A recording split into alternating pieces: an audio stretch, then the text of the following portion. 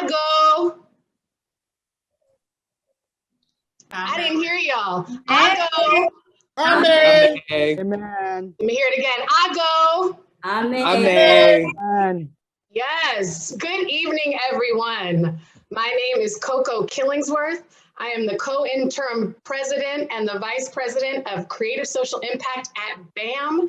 And I am here to officially welcome you to Dance Africa 2021, the 44th year of celebration of this incredible festival is lit. It is officially started. It is on and popping.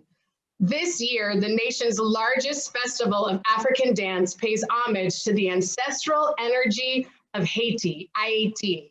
And the theme for this year is the ancestral voices, they speak, we dance.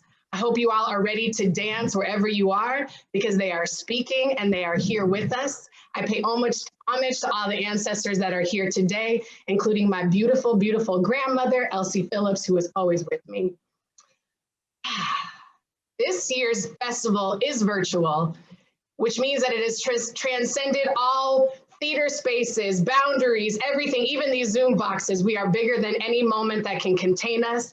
It is filled with dance classes, Film Africa, a digital bazaar, Dance Africa Bazaar, where you can get fly earrings like the ones I have on. And of course, our amazing, amazing performance highlighting Haiti and 5 amazing choreographers, all brought to us by our artistic director, Abdel Salaam. Tonight, we are thrilled to bring together the participating choreographers from local, national, and international companies that all represent our virtual Dance Africa. They're going to be in conversation with each other about the traditional Haitian forms and how those forms are translated and interpreted into contemporary performance today. Before I go any further, I want to acknowledge the land that I'm on today, on which BAM's physical buildings are on, and which I also happen to be on, which is the land of Brooklyn, which is the unceded land of the Lenape people. I acknowledge the indigenous stewardship of this land and honor the Lenape elders, past, present, and the future generations that will rise up out of the land that we stand on. A few logistical notes before I go on. To access the closed captioning for the talk, you can click somewhere down here, around here. You can click the stream text link just below the video. Many thanks to Sky for captioning this evening and for making tonight's program more accessible. We'll have time maybe for some questions, but please put your ideas, your woohoos, your encouraging into the chat, and we'll incorporate it into tonight's discussion. We will start tonight by watching a brief video of the making of this year's Dance Africa, which is like a Dance Africa like we have never seen before. After that video, I will turn over this stage to our wonderful facilitator this evening, Tommy DeFrantz, the founding director of the Collegium for African Diaspora Dance and professor at Duke University. We bow down to Tommy, roll the clip, and let's get on with this beautiful evening.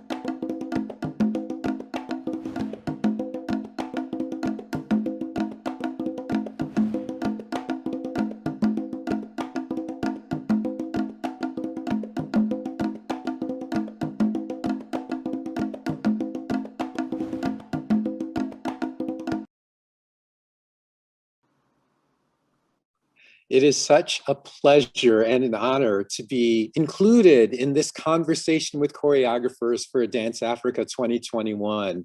I am thrilled and enlivened to be among the artists who are presenting work in this year's festival. And we have an abundance of riches for our conversation tonight.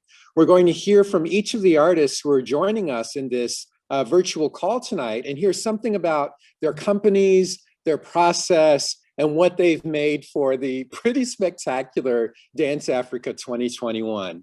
Again, I'm Tommy DeFrantz. I'm a professor at Duke University, and it's my pleasure to introduce the artists. Well, let's start with the Brooklyn-based company, the Fritzation Experience. Fritz, there you are, yes. Hello, Fritzation everyone. Experience coalesces artistry that includes Haitian folklore, urban social dances, Pan-African dance forms, body percussion, spoken word, sign language, and visual arts to express human experiences, African diaspora identity, cultural exchange, and community empowerment.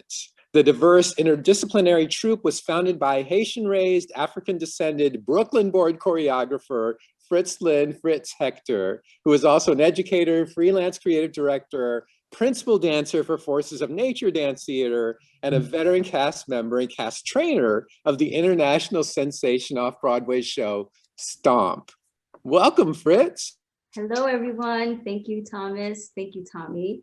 Thank you, Bob Abdel. Thank you. Everyone looks lovely. Hello, virtual world. Oh, we're so glad that you're a part of Dance Africa this year. And Fritz, can you tell us a little more about your company and its mission? I mean, I said some things about it, but tell us a little bit more about how you've organized yourself. Well, Fritzation Experience is pretty much a collective, a network of diverse dance artists from different genres of dance, but mainly and preferably African dance forms, Pan-African dance forms, and diaspora dance. And they're pretty much performing all of the places, and I say places, I mean the different experiences, artistic and cultural experience that inform me. My work pretty much is a representation of cultural fusion. That's what I am. And that's what my work presents. That's where my work is informed from. I was raised in Haitian culture, Haitian artistry, Pan-African dances, American social dances, and all of that is a part of my identity, and that's what informs my work. And yeah, so that's what Fritzation is. It's beautiful. And what have you made for Dance Africa 2021? What have you made? For Dance Africa 2021, my contribution, I created a dance film called Still Standing, and it's in the spirit and energy of Ogu, also known as Ogun. And this is the spirit energy of iron, steel, metal, warrior vibes, strength, justice. And the mission is to evoke and inspire us to reconnect with the ancient voices, the resilience of our ancestors, my ancestors, your ancestors, reconnect with that, with the strength, with the energy that keeps you going.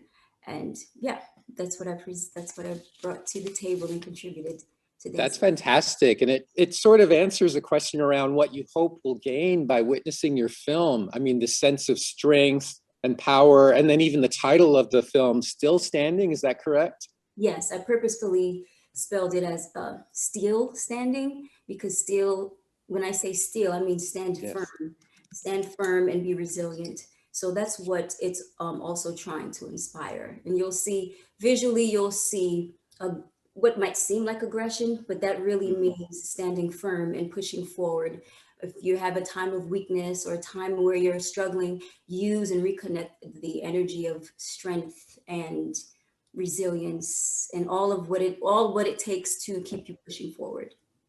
I'd imagine that with your work in Stomp, and as you say, in Black American social dances and their relationships to Haiti, so Ogun's gestures of steel and the kind of percussive drive could be a great source of inspiration. Are there elements of tap dance as well, or other sort of African-American forms that you've drawn on in this work?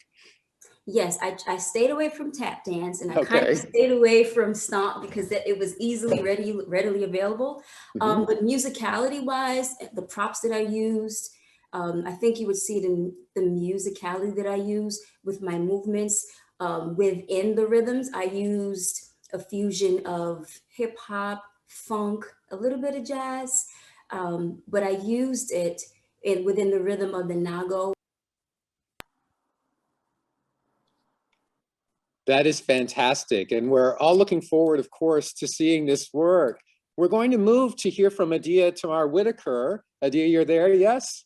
Yes, I'm here. Oh, beautiful. So named for the Yoruba word that describes every living being's power to make things happen, Àṣẹ Dance Theatre Collection is a neo-folkloric performance ensemble specializing in traditional and contemporary dance and music theater from the African diaspora. Under the artistic directorship of Adia Tamar Whitaker, a dancer, choreographer, and vocalist from San Francisco, this Brooklyn-based collective links contemporary and traditional dance theater to conceptual ideas in the human experience. In addition to the East Coast ensemble that Whitaker founded in New York City in 2000, she formed a West Coast ensemble in the Bay Area in 2009. In 2010, ASC East and West performed together for the first time at San Francisco's Yerba Buena Center for the Performing Arts. And in 2011, Àṣẹ West won an Isadora Duncan Award for Outstanding Performance. The current performance ensemble consists of dancers, musicians, and spoken word artists from both coasts. So welcome, Adia. Thank you so much. Thank you so much. So there was a lot of information there about your company and its movements across this country. Can you tell us a little bit more about its mission? So, I mean, I think our mission is always to stay alive. We didn't really take the non-for-profit route. So I feel like we're alive when we all come together as an ensemble on stage, because I also feel like the nature of our company is, you know, Harriet Tubman taught us, like, yes, you don't always have to be seen to give free. So sometimes invisibility is important. And so I feel like with Àṣẹ, we've been together for about 21 years. There's been a lot of people that have been through the collective on both coasts. And so as long as somebody's there, then we're there. As long as somebody shows up in rehearsal, as long as somebody is here to get the medicine that we all have to give to each other, then Àṣẹ will keep going. A strong root in our company has been Haitian folklore, just because that was my primary area of training. But we've done so many different kinds of things because, you know, also my family is from South Carolina. So the Haitian drum really led me to learn more about ring shouting, to learn more about African-American dance forms. So I'll always be in debt to Haiti. I always honor Haiti as the drum that returned me to the drum of my people as well. Yeah.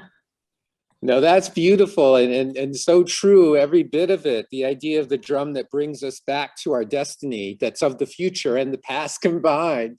So what have you made for Dance Africa 2021? So the piece that I'm presenting for Dance Africa 2021, you know, I feel like all of my pieces are my children. So that was like my first child when I graduated from San Francisco State back in 2000.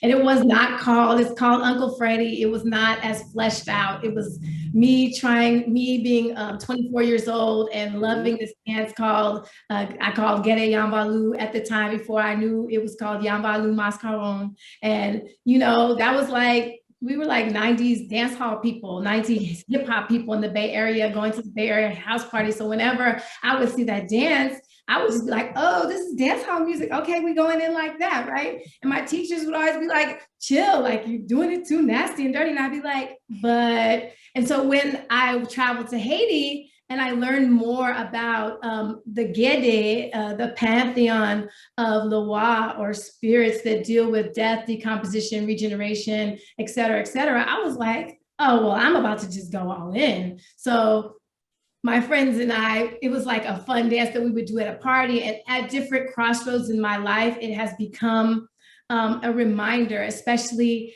in this strange time we're living in, especially at a time where we're losing people. It reminds me, there's a line in it that says, as one life ends, another begins. And so I really wanted to present this work as a part of Dance Africa, because in this time when we're losing so many people, so many of our elders, we can forget that, you know, we're probably ancestors a lot longer than we are human beings. And so our life as ancestors is just as important as our lives as human beings on the planet. And so this piece, I've been through so many like Black funerals with all the like the person, somebody screaming, somebody like, So I've been through like all of the characters that you see in the piece. I have sat next to them in the church, in the repast, at the cemetery. And so I just put them all in one place to tell the story of an uncle that we probably all have, that had a bunch of lovers, women, if you will, people, if you will, and going to the funeral and meeting new brothers and sisters you didn't know you had, another wife, another whoever. And so it's comical. I wanted to do something that would also make people smile and laugh, yeah. Oh, it's beautiful. You brought so much wisdom, telling the story of your own journeying, but also, our families, this idea of Harriet Tubman and our strength, and also the losses that we have endured. And I just want to follow your wisdom that, when we become ancestors, we're not lost, we're still here.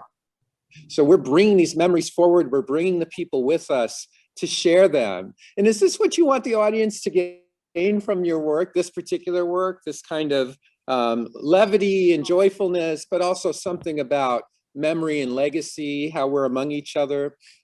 I think that the idea of the notion of the Gede Loa has been portrayed a lot in Western culture, in many like creative and not so positive ways. And so I really wanted to kind of bring us back to create an entry point. So like a story where people that were not familiar with Haitian folklore could enter into it and have an experience of it, but also to like anchor it in what it is, like where it comes from. It is these spiritual energies are African energies. They are, Yes. They live in our families, they live in us. And so to really like pay homage to Haiti as like a source, like one of the places where it has the highest level of African retention in the Western Hemisphere, and like a place where we can see things closer to how they were before our ancestors were transported across the water. So I think I just wanted to create a not so mainstream pop kind of distorted version of what the thing actually is, That's lovely. And you're reminding me of Flava Flav, because I always used to think of Flava Flav and get a little like that correlation, but you're doing something quite different with Uncle Freddie, this helping us understand the connection with some lightness, but also some seriousness of exploration too. Does that sound right? Right. Yes, please. Well, we're very excited to see the work, and we're going to hear a little bit now from Portsha Jefferson, if that's all right. Bay Area Dance Company. Hey there. Rara Tou Limen presents Haitian music, dance, and culture through classes, workshop, performances, retreats, and education events. Accompanied by dancers, vocalists, and celebrated musicians, the company brings to the stage a broad spectrum of diverse Haitian dance forms, from the vibrant rituals of voodoo, the turbulent legacy of political struggle, to the celebratory and festive dances of carnival. Established in 2004 by Artistic Director Portsha T. Jefferson, the company's mission is to educate audiences about the richness of Haitian culture through artistic expression, while building and enhancing working relationships with other Haitian cultural groups in the US and Haiti. RTL is committed to showcasing the best of folkloric dance and music, which carries the stories, struggles, and spirit of the first free Black republic in the world. Yes, so welcome so much. Yes, hello, Portsha. How are you doing tonight? Well, thank you. Honor and respect to you. Honor and respect to everyone on this panel. And honor and respect to everyone who is watching. Yes, thank you for that. And to you as well for your work with Rara Tou Limen. Can you tell us some more about the company's mission? We've heard that there's so much sort of collaborating happening. What else is important to you in the company? Well, the collaboration is very important for me, and also traveling to Haiti to gain a better understanding of the rituals of the dance. One prime example is the fact that one of my teachers is actually here on the panel. Yes. That was really important for me to also have a relationship with him and also my other instructors. So I am also informed as someone who was not born in Haiti. Right. Dieufel was actually one of the people that really taught me about the folklore and how to embody that, and also have my own voice as someone who is not from Haiti. Yes, maybe not from it, but as you've come to explore your artistry, definitely of it. That seems really clear. Most definitely. Yes. And what have you? Yes, please. I'm sorry. Go ahead. No, go ahead. Yeah. Well, I was going to actually ask what you've made for Dance Africa 2021. Well, I have made a piece that is paying homage to one of the Haitian spirits called Agwe. Yes. I was actually called in 2019 to travel to Benin, and I wanted to connect the dots. I wanted to travel to the source. I've been dancing Haitian dance for many years, for 20 plus years, and to be able to go to the source, to go to the root, to Benin, to actually be in ceremony, to participate in ritual, that was really important to me. And so based on everything that transpired for my 2-week adventure, I came back to the Bay Area excited and ready to create, and COVID hit. And I was not able to create. I didn't really have motivation.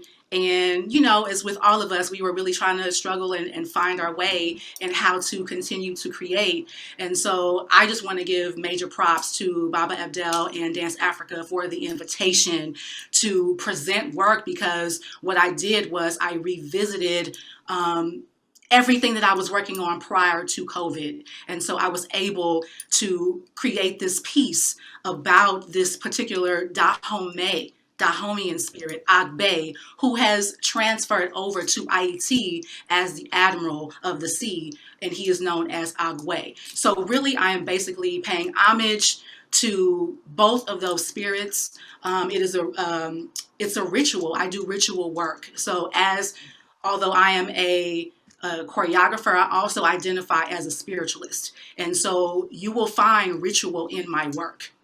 I will give a salute. I will chant. I will say Aibobo. I will do all of those things in my work because it's very important to me that Vodou is represented in a positive light. That's really, really important to me. So this piece is a ritual. It's a prayer of purification. It's an expression of gratitude for the people that have entrusted me to go on these Vodou voyages, as I have coined, because these are important journeys that we need to take as artists, as individuals, for personal development, for artistic development. And so for these people to entrust in me, to be able to take them to these different places that also have a cultural tie to Haiti. This piece is for them as well. This piece is for all of the enslaved Africans that traveled through the Middle Passage. It's an offering. It's an offering, a ceremonial observance. So that's what this piece is for me. That is just beautiful, a ceremonial observance. We also feel your passion as an educator or as someone who wants to share culture and give access to culture so that we can better understand and travel with you in some ways as you're sharing out lessons that you've learned in journeying and voyaging that you've had. Can you talk a little bit about the company's work in education as well, alongside the ritual making and the work making? Most definitely. So I am an educator. I teach elementary school students, and that's really important for me because I actually started out as a young dancer. I started taking ballet, tap, and jazz at 5 years old. Yes.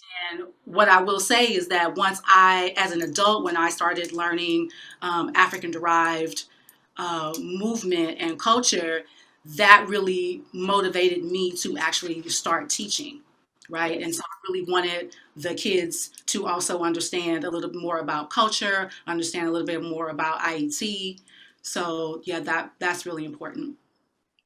It's absolutely essential and beautiful. And this connection to Benin and your journeys there, we're sure to understand differently as we experience your work in the festival. So thank you. I want to move on to the person you've already mentioned, who is one of your teachers, if you will, and your journeying partners. Cap Haitian-based dance company, HaitiDansco, was founded in 2013 by choreographer Dieufel Lamisere, who returned to his native country following its catastrophic earthquake in 2010.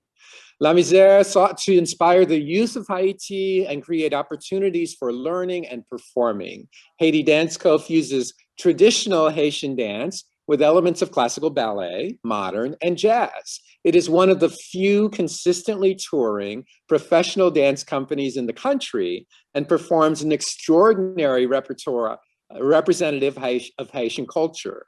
The use of art and culture as an asset to save lives through dance. Welcome, Dieufel. Hi, everyone, et bonsoir tout le monde. Et bonsoir à vous. So please tell us if you can, we've already heard a little bit about the mission of your company, but can you tell us a little more about how it's organized? Yes, our mission is to unite people of all nations. Yes. And empower their life through artistic expression. And also by supporting and sharing with the world the unique art, music, dance, religion of Haiti.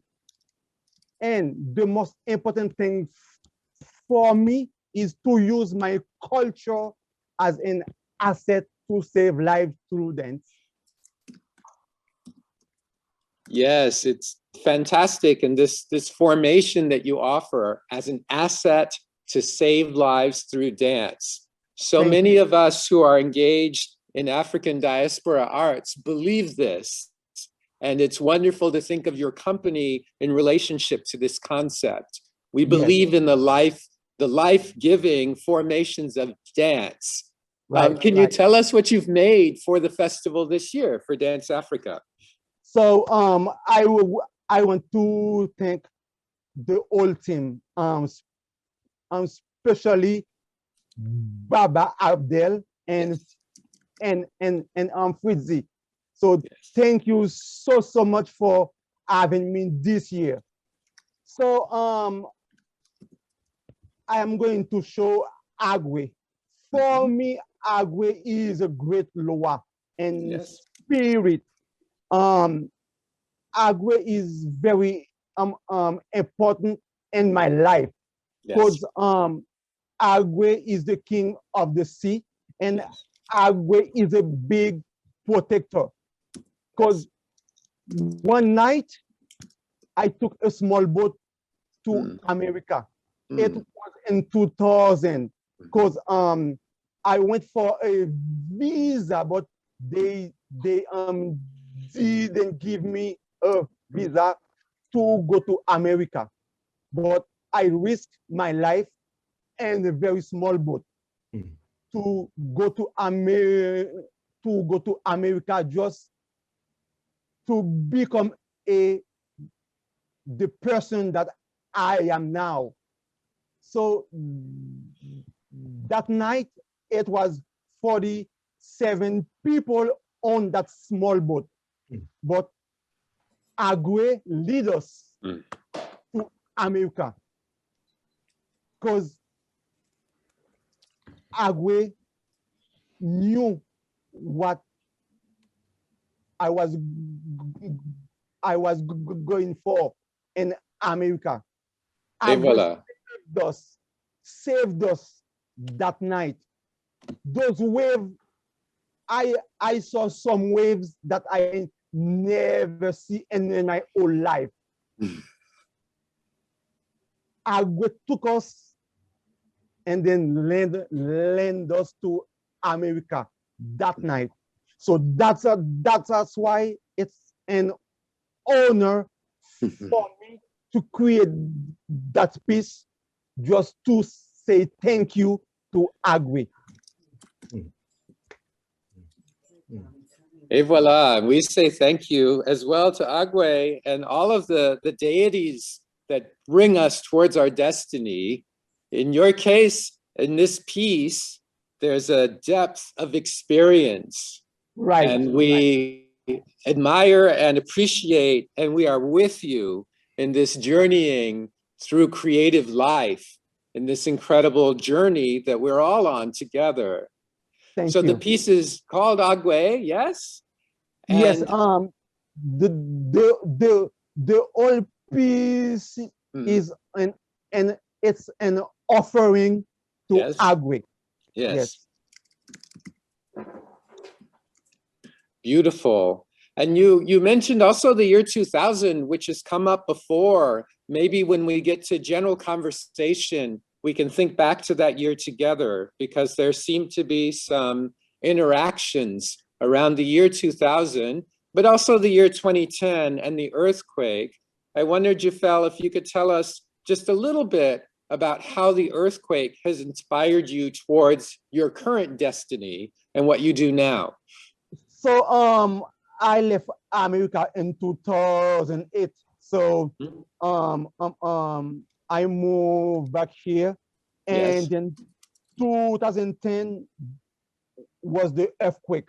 Yes. So it was an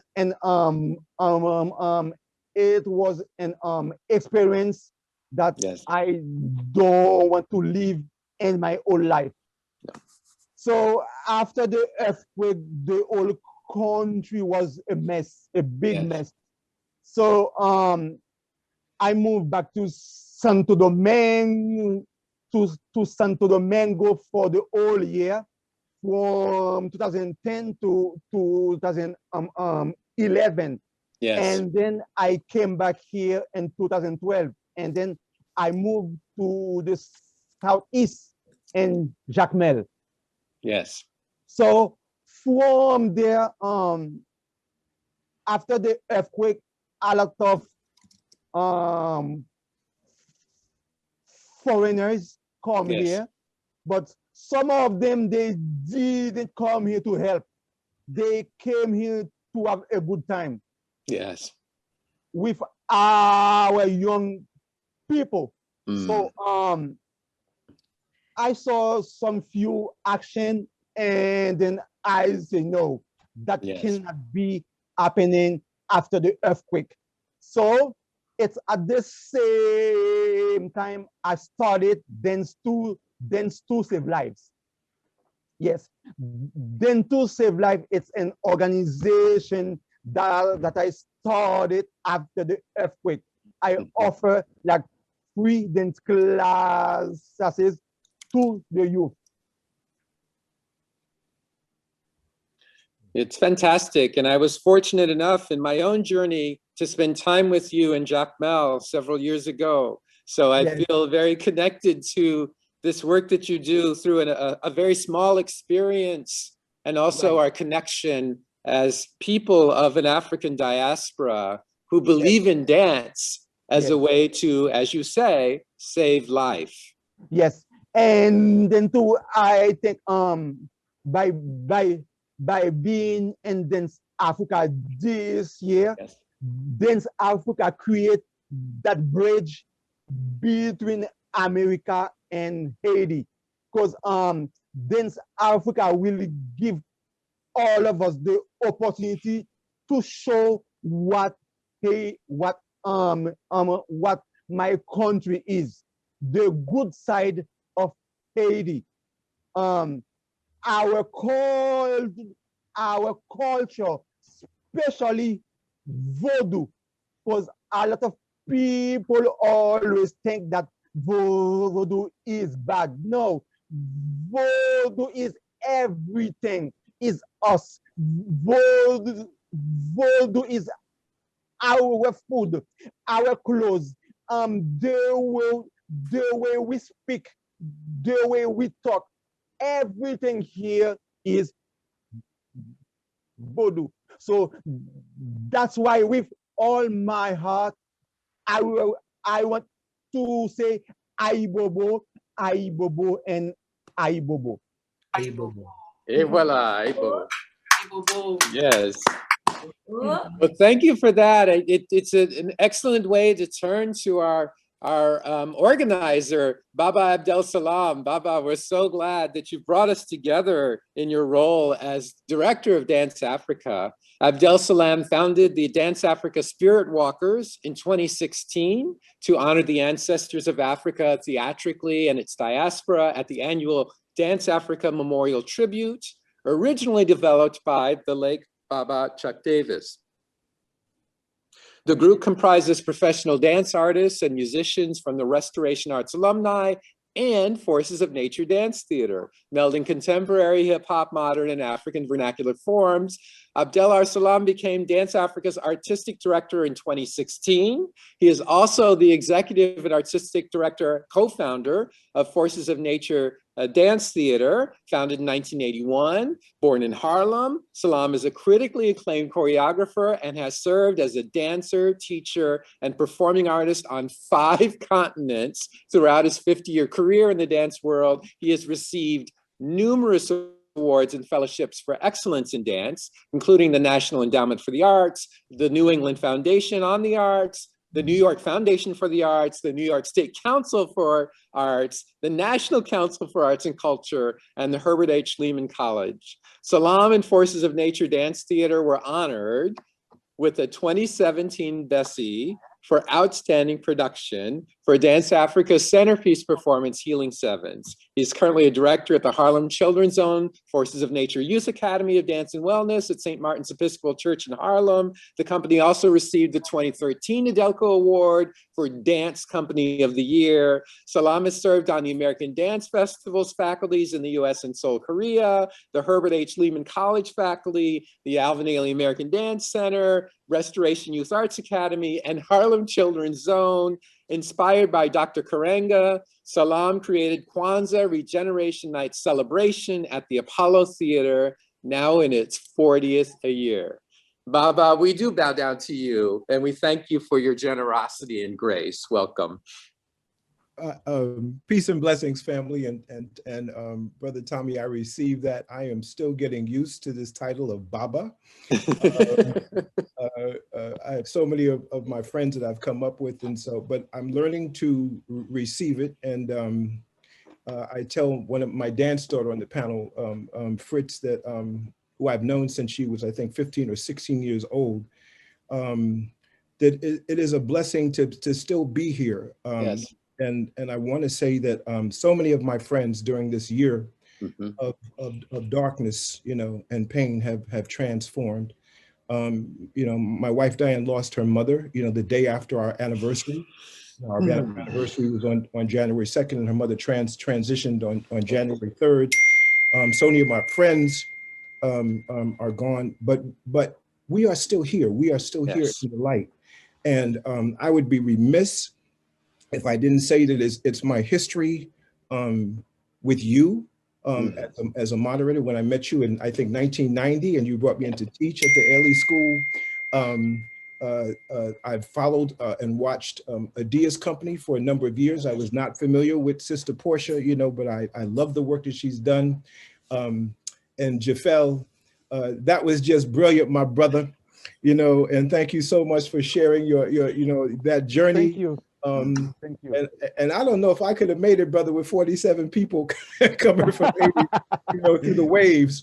But I will say, I'll give people a sneak peek, you know, that as I saw in Portia's work, and as I see the elements, you know, I see the divine elements. I see the forces of nature, of air, wind, earth, and fire come alive through the luau in each of your pieces, that the audience is going to be blessed to see the power of Vodou and to see its relationship between Africa and its diaspora, and to also witness through the art of film, how all of you who have been doing concert work and dance work, how you've been able to transform that vision and that energy into a medium that many of us have not worked that long in. So I am so excited, and I'm blessed to not just be your director, but to be someone who is still learning from you.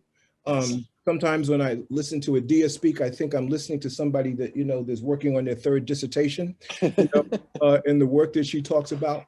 Portsha was a little nervous about speaking, and Portsha, that was absolutely stunning. Oh my gosh. You know, this journey into a spiritual view and window of your life. Jefferson, you know, I gave you some onks and praises. I'll give you some more before my time is up. And I give a special shout out to my baby, Fritz, who I've watched grow up and become probably one of the most amazing and exquisite artists that I've ever witnessed in my life. And so it's an honor to present your companies. And as I said, I am still learning from you.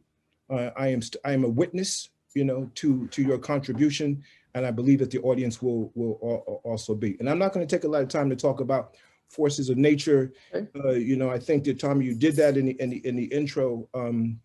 So you and I can have a quick dialogue, and whenever you want to ask me. But I do have a few more things that I want to say, but I'm trying not to dominate the time of the moderator. So Tommy, feed me. You're amazing as always, and we're happy. I mean, in that praise dance, which is really what it was, you remind us that praise is a part of our creative practice, and paying homage and remembrance is a part of how we create forward.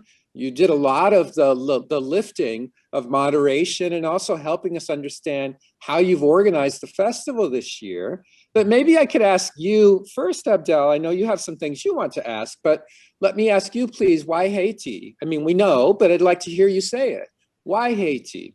Sure. Many of us as young African-American artists, before we became thoroughly enthralled with the work within the continent of Africa, whether that was Senegal, Guinea, you know, Cote d'Ivoire,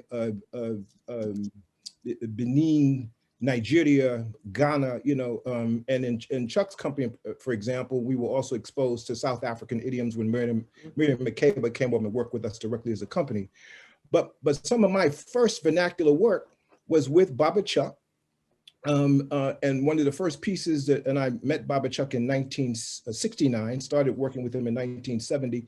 And one of the first pieces that he choreographed on us was the Yambalu. You know, but let me just say that for people that don't know, for those of us who are baby boomers, before we started studying continental work from the diaspora, I mean, from Africa, the continent itself, what we were infused with was Afro-Caribbean traditions from the diaspora. And Dunham technique, you know, though as hard as sugar, honey, iced tea. See, I didn't say the word because I'm on my best behavior, right? You know, but Dunham technique was something that began to introduce to us the power and the beauty of the Vodou. Yes. So that movement with Yandalou being one of the first things that used to actually kill my back, as many of us did, you know, to find that eel, that serpent in the water of Dambala and Aida Wedo, and how you move through that. What it opened up for me was that that Haiti and the Vodou is an amazing manifestation of the power of the divine forces of nature, and how the elements, and particularly the water, the earth, fire, and the things that some of the anthropologists call elementals, how that moves through dance, and it moves through rhythm, and it moves through sound. And I'd be remiss if I didn't say that I want to follow a point that Jefferson said, Brother Jefferson said, is that I too, like some of the panelists, I was livid, you know, that during the course of my life, that every time the Vodou was spoken of, it was presented as dark and satanic and evil and something that people should be afraid of. And every time I came in contact with, whether I was going, you know, with somebody to ceremony, and I have friends that are Mambos, you know, that whenever I was around people who were part of the Vodou, all I received from them was light. Yes. All I see from them was the energy and the power of our ancestral traditions. And I'll wrap up this particular point by saying that we don't have to go always to the continent of Africa, even though I love going to Africa. Yes. And I love bringing companies back from the continent, and I love being empowered through that type of journey, that Africa lives in its diaspora here.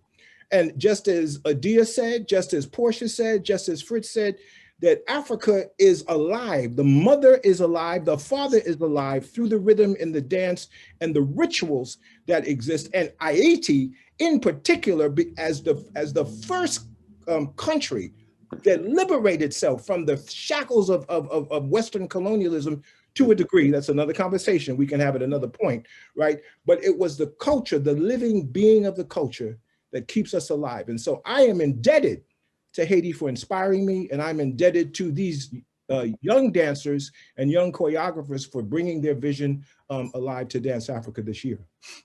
It's beautiful for us to note, obviously the passion, but the kind of understanding and awareness of our shared histories, what we can learn from each other, and our connection to especially Haiti's history of resistance and self-actualization for Black people. So many of the dances we heard that we'll be seeing in the festival, there is a kind of exploration of strength, resilience, ritual, and Vodou, which is maybe for some of us who are familiar with Church of God in Christ, is not that different from some Black church practices that we still engage here in the US, but as you say, has been characterized as something completely different. It is its own thing and is quite particular, and it is in many ways all encompassing, as Brother Dieufel offered to us. Yes. And we appreciate that. I'm thinking about the connections with, hip hop and more contemporary, well, I don't want to say that. I want to say forms that young people do now, as part of like what also this Dance Africa Festival 2021 is helping us think about. And Abdel, could we start with you? Can you say a little bit of how you see current sort of practices that young people are up to connecting to the work of Dance Africa, and in this case, the work of Yanvalu and Voodoo as an aspect of the performances in the festival this year? How are they connected? So let me just say this, and this is a great opportunity. Remember, we were trying to figure out a way to do this? Yes. So this is a great opportunity to bring Adia and Yes. Portsha and Yes. Fritz, back, into the conversation where we can do this. Yes. Let me just say, let me go back in history. I'm going to bounce past the ball to Fritz for 1 second, so Fritz can work on this question with me. But maybe 1990, 91, I think it was one of the museums of modern art. We were brought in order to draw the parallels between things that existed within the dances of the diaspora and West African dance and hip hop forms, right? Voila. And so many of us have been playing that game, that game of enrichment and empowerment, for a number of years. Now, I'm 70 years old. I could make believe that I know all of the dances that young people are doing today, but I'm not trying to be here, to run Baba the Authority game on you. Fritz, when Fritz talks about, Asonto, and all of the different forms, Fritz to me, and I'm not sure about, I'm sure that Adia's got that too, and so does Portia, but Fritz is like a young, should I say master? Yeah, she's a young master, in some of the contemporary dance forms. So Fritz, yes, please. Let's bounce this back and forth. Fritz, why don't you just drop on the audience a few of the names, of some of the forms that you find that are in West Africa, in Ghana, in Nigeria, and I know some of this, but I'm leaping you up, my sister. I'm passing the ball to you, and then we can make those relationships between that and some things that are happening in Haiti and here in the United States. Well, yes, there's the young people, they're bringing it all back and bringing it all together. It's all a Pan-African fusion of social dances that seem familiar, and like there's social dances that are from South Africa, Nigeria, Ghana, Haiti's doing it, Senegal is doing it, young folks in Senegal are crumping. That's a movement. So it's all connected and resurfacing and regurgitating and just coming back around and around again. So yes, that is definitely happening, and it's happening with our young people, and I'm really happy to see it. It's like a movement kind of similar to what hip hop has done, but and I say that because also with social media, everyone is getting more access to it. So they're able to tag onto it and learn it and spread it within their communities, no matter where they are. So it is living that way throughout, and it's mobilizing that way also. Yeah, and Tommy, let me say something. I'm going to bounce past this too, or bounce past it to you. You can bounce past it to somebody else. I didn't talk about the work this year that I'm doing. I'm not specifically focusing on Haiti, but rather bringing in elements of the culture of Haiti, you know, and the reason for why we're having Dance Africa functioning or focusing on Haiti. The piece is called Earthborn. Yes. The journey of a young woman, you know, who is exposed to the Earth Mother or Mother Earth, you know, and she has a myriad of names. Somewhere in the sound design, you'll hear sometimes whenever she appears, you hear Yoruba speaking, you hear Twi speaking, you hear Creole speaking. And so she walks with the personification of not just one ancestor or one culture, but multiple cultures that are alive. And she empowers this young people and some other with that. She becomes initiated. She teaches her to pay respect to the ancestors. And then, and this is something that'll take me into maybe Adia, you know, or Portsha. And then after the quick symbolic memorial, yes. There was if I can use the metaphor, there was a card one time that somebody gave me, I think in 1989, it lived on my desk. And it said, "Dear Abdel, thanks to you, the feet of our ancestors are still dancing," right? And so I thought about that and I realized it wasn't just me. It was Baba Chuck. You know, it was international African American, you know what I'm saying? It was Charles Moore, you know, it was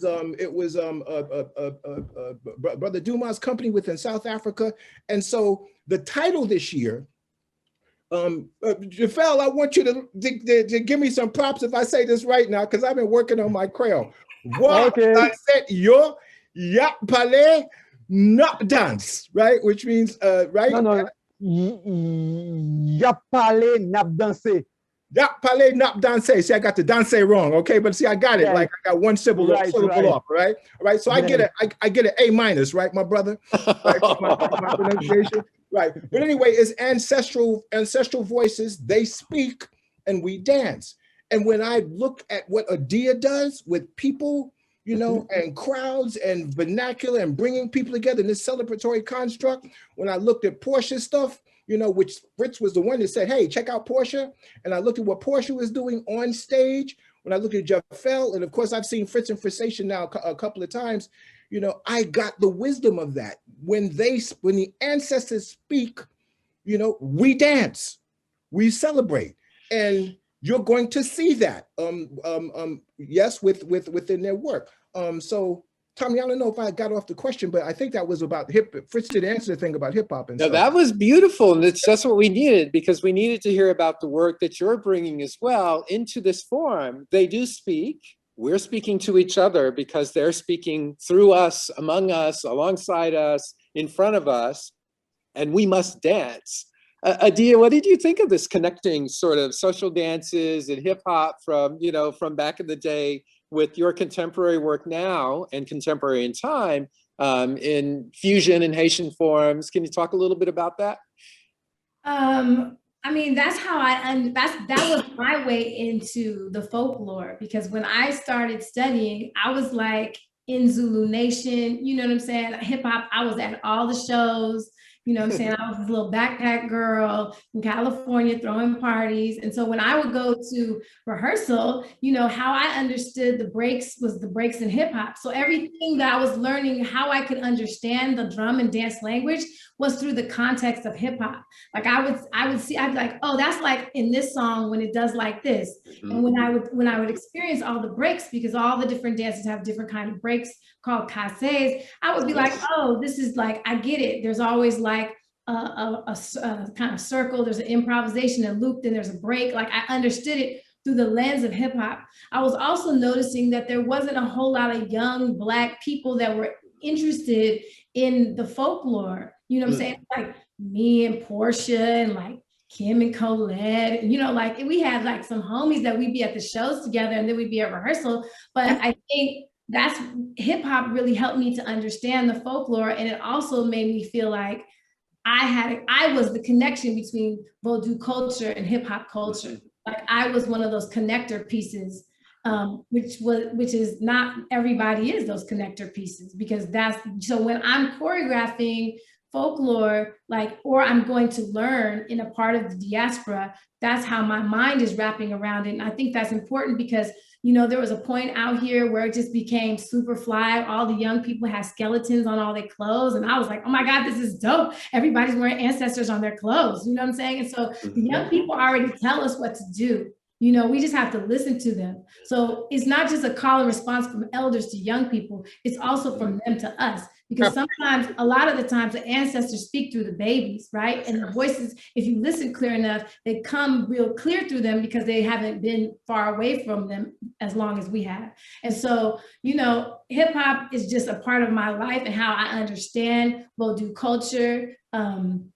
And so I think with this cross-pollination between African people living in the West and African people living in the continent, that's a really important moment for all of us, right? Because we're going back to each other. There's not as much fear of traveling to the continent. You know, we're coming closer to each other than just passing each other, like them trying to get here thinking, oh, it's going to be great. That's being like, I want to go back to my mother, you know, like, so we're meeting in these places. We're meeting in Azonto, we're meeting in Guaraguara, we're meeting in all of these different, these dances, you know, and then, you know, and they're slowly starting to find us again in TikTok, because, you know, once we find each other, they find us, and then, you know. That is dropping science, because there it is. Here came Guaraguara, here comes all kinds of TikTok. I mean, here comes technology also as a way for us to connect. And not only for, you know what I mean? So as we are in this Zoom call, connecting in order to share stories of the dance and its importance and how the dance will not be denied. Portia, I was just thinking if we could go back to your invention for this year and your sharing, and just a little bit more about the voodoo and voodoo in terms of how you're deploying it as a kind of technology or a way to understand being. Could you say just a little bit more of that? Yeah, I'd also like to speak on the title of Dance Africa itself, because the ancestors right here are speaking through us right now in this moment. Loa is speaking through all of us right now in this moment. This is why we are able to create, because Loa is speaking through all of us to create. And so that should tell people right there that they are going to get an amazing array of thoughts, you know, experiences. We're all giving our own different interpretation through this medium. And while we're speaking on ancestors, I just really have to say this. I'm based in Oakland, California, and it's so funny because before, you know, we started with this process, Dance Africa always put, I'm from San Francisco, and much love to San Francisco, much love to the SCO. I am based in Oakland, California, and Oakland, California is a cultural hub. It is a dance hub, and so I am standing on the shoulders of so many Black women who have paved the way for me, and I want to highlight one elder, our dance mama, who was known as a dance lady. Her anniversary of her transition was last week, and that is Miss Ruth Beckford. And Miss Ruth Beckford actually danced with Catherine Dunham. She started the first Afro-Haitian dance program here in Oakland in 1947, and I'm actually teaching at the recreation center because of her. And so I'm feeling her. I'm feeling her in this moment. I felt her while I was creating this piece. I felt all of my teachers. This is Vodou. So that's all I got to say. Ayibobo. Ayibobo. It is so powerful and helpful. Baba Abdel Salaam, you brought us together in this amazing formation where we can start to listen and hear the ancestors, and when they speak, we dance. Is there something you'd like to offer as we head out of our hour together in this conversation? Absolutely. In my life, I've been exposed and to a certain degree initiated in a number of different spiritual systems. I'm not going to go into what they were or the impact that they have had on me. But there's one sometimes that I do. It took me years to learn how to meditate and block things out and be silent, you know, only to learn that once I'm silent, it's about hearing, you know, and feeling and moving, right? So remember this year, for those people who know, Alicia Keys and Deepak are doing a thing on the divine feminine energy, the divine feminine. And one of the things that happened for me is that once I became aware that I was the product of not only my father, but my mother's energy, right? And that I am 23 C's, my mama 23 C's, my daddy, 23 chromosomes, 5 and 5 in numerology, it makes 1, right? That I'm the product of that male and that female energy, that divine feminine lives within the context of who I am. I see it in my daughter, I see it in my wife. And so the thing that I want to say that is amazing for me is that Jefferson, my brother on the testosterone side of what's happening, and you, Tommy, as the moderator, right? As whatever our pronouns are, that I am blown away to have 3 brilliant female choreographers. Because what happens sometimes in our male-dominated society is that we forget that women, our women, our sisters, our mothers, are somebody, who have so much to offer, through dance. And a lot of times, at least in my history, when I take a look at it, when I thought about all the choreographers, a lot of times they were men. It was men, that were being given the grants, that were choreographing. And so to open this door for my mother's energy, my divine mother, my grandmother's energy, my grandmother is my mother who is grand, right? And to see that manifest itself in Adia, in Portsha, and in Fritz, and even in Jefferson, and also when I watch that fluidity of the oceans and the lakes and the seas, and watch Jefferson move, like that, and see this balance, this correlation between bringing it all together into who we are. I think that is a power that the audience is going to feel. And let me just say this too: in the age of COVID, all right, and pandemic, people say, well, what's the difference between Dance Africa live and in person? I'm a student, I'm a person of the theater. My preference is always in person. But as I've been saying for the last year and a half, the difference is close-ups. The difference is close-ups. The difference is slow-mo. The difference is zoom. The difference is moving into witnessing the power and the beauty of the face and the emotions of those dancers, where sometimes in the back of the house in the third balcony, you can't see it. So I think that what's going to happen in Dance Africa, which we will witness this year, is from now and evermore, as well as so many parts of what we do, we're going to have in person. We are longing to return in person, but this virtual world is something that will allow not just 2,000 people to witness the beauty of what they're performing, but 200,000 people, in one night. And that has so many. That has to be something that we are so thankful for. So I would say to Portsha and Fritz and Jefferson, and Adia, that the work that you are getting ready to perform is going to be on the world stage, literally on the world stage. And I am so happy that Tommy has come tonight and just blessed us as a guide through these 40 or 45 minutes in this journey where when we get ready to do it, y'all, it's gonna be lit. It is lit. It's gonna be lit, right? We are legion. We are ecstatic. We are engaged in the divine feminism of the elemental, and we are in abundant gratitude to the artists gathered together for Dance Africa Festival 2021. I'm going to invite Coco back into the space. Thank you so much to the artists and to everyone who's listening and participating. Thank you all for all of your voices. I do want to give a very special thank you to Tommy DeFrantz for, I have never seen a dancing, agile, graceful, beautifully dramatic and moderator like you. You are unparalleled. I was watching you just as much as I was listening to our amazing, beautiful panelists. Thank you all for joining us tonight or tomorrow or whenever you're watching this, because it will be on our site, so you can watch it and rewind, because we all learned so much about Haiti, about Dance Africa, about our journey, about dance, about culture tonight. So thank you all for joining. As I mentioned, this is just the beginning. This is just the first turn up of Dance Africa 2021. There's so much happening in our month-long Dance Africa celebration. The tickets are on sale and they are affordable. This is just contributing to everything that we have, but I trust and believe you can afford to participate in this.